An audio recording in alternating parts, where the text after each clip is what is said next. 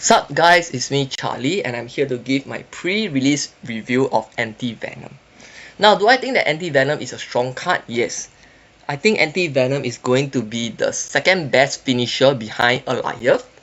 Okay, and when I say finisher, well basically I'm saying that he's not the card to define an archetype, to define a deck. And why do I think so is pretty straightforward, pretty clear cut.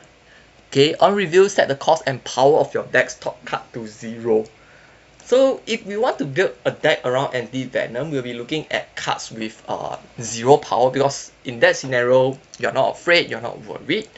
Okay, so let me just pull out the cards that have 0 power. Basically, Sunspot, Dagger, Havoc, Mobius. Well, you can take a look on the screen. Tina, Cassandra Nova, Cerebro, Ironheart, Morph, Mystic, Sage, Iron Man, Kang, Anim Zola, Block, Now, and Taskmaster.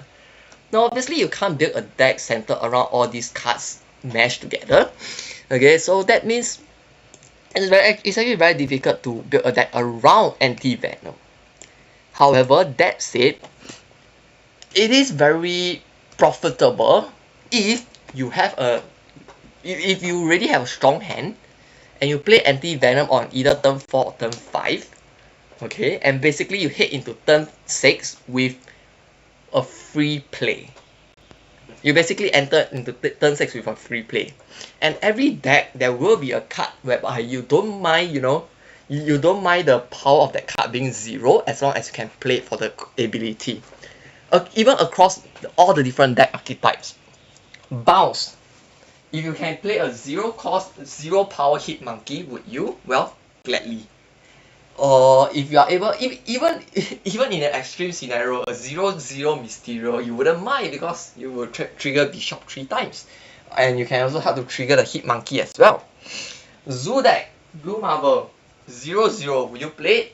Absolutely yes. Will you play a 0/0 Iron Man? Without a doubt, definitely. Okay, so basically,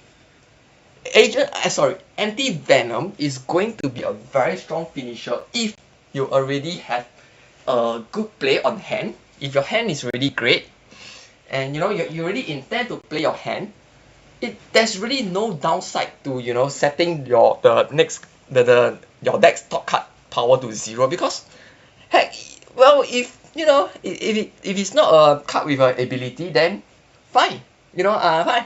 I'm just going to play my hand as it is. Okay, if I turn my, let's say I turn my Infernoid into a 0/0, well I'll just play my hand. You see, so this is why I think Anti-Venom works as a finisher. It's not going to be a card that you want to build around. It's not going to be a card that you slot into. And yeah, basically that's my take on Anti-Venom. Some people may say, what about Mr. Negative? No, I think he's going to compete for that turn 4 play. So definitely no. But he's going to be a very great finisher if you were to ask me. And I think that's very interesting because we haven't seen any card that works like a finisher other than Aliyah. Now, as for the week, is it worth it? Is it worth opening? I will say that although I'm very big on Anti-Venom, I think that Anti-Venom is a great card. It's a very, very interesting card. I do not think that this is a week that you will want to rush into, because the week is actually pretty shaky if you were to ask me.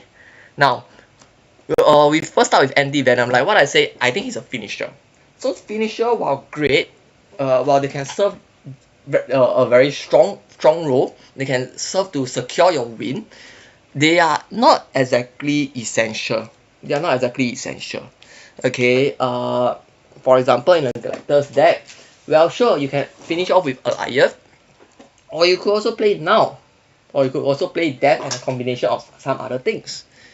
That Aliyah is not that critical. It's not that critical to your entire game plan. So that's how finishers are. So in terms of, is Anti-Venom essential? I don't think so. You will always want to boost the floor of your deck before you boost the ceiling of your deck, in my opinion.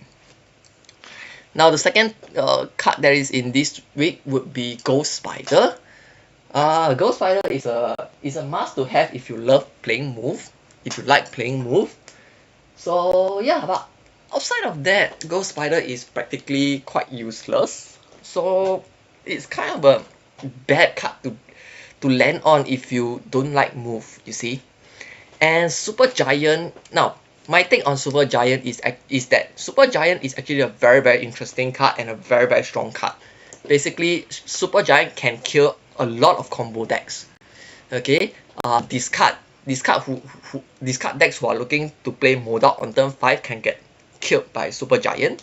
Hela decks killed by Super Giant if they miss their Modok on turn 5, or if they just miss whatever discard that they're trying to do on turn 5. Okay, and some other combo plays, like for example Nimrod combo play, also totally destroyed by Super Giant. So I think Super Giant is actually not a bad card. Super Giant is not a bad card. She's actually a very acquired taste, if you were to allow me to put it that way, an acquired taste. It's a very different way of playing. It's a way of playing whereby you go screw your combo. Okay, I'm just going to put out value and I'm going to screw your combo. You are not prepared for this. You snap into it and I walk away because I messed up your combo. Okay, so it's not exactly a very fun way if you were to ask me, but it is effective. It is effective. Uh, I think it's going to be interesting because with Super Giant in this week, maybe more people will start to experiment with this way of playing. Okay, and with more Super Giants running around, maybe there'll be lesser Hela decks. I don't know. We can only pray so. Okay, but then again, the thing is, Super Giant doesn't exactly move the meter, the interest meter for anybody. I am very sure that people will get bored of Super Giant pretty fast because it's basically a card that says no combo for you, but it also says no combo for me. Alright, so you're hitting both sides. You're making play on both sides pretty boring. You're gonna play into those kind of value kind of decks. So that may not be everybody's preferred style of playing. I know most people will still prefer being able to drop some crazy ass combo, right? And Super Giant basically negates that for both parties. Overall, what do I think of this week? I think that Anti-Venom is a strong card, but he is a finisher. So don't rush into getting him because, like what I've said, always look to raise the floor of your deck rather than the ceiling of your deck first. Ghost Spider is only for move lovers. Super Giant is an acquired taste. I think that Super Giant is a good card. Good card definitely. Just that her playstyle isn't very interesting, which makes it the kind of card that you play for a while and then you ditch it.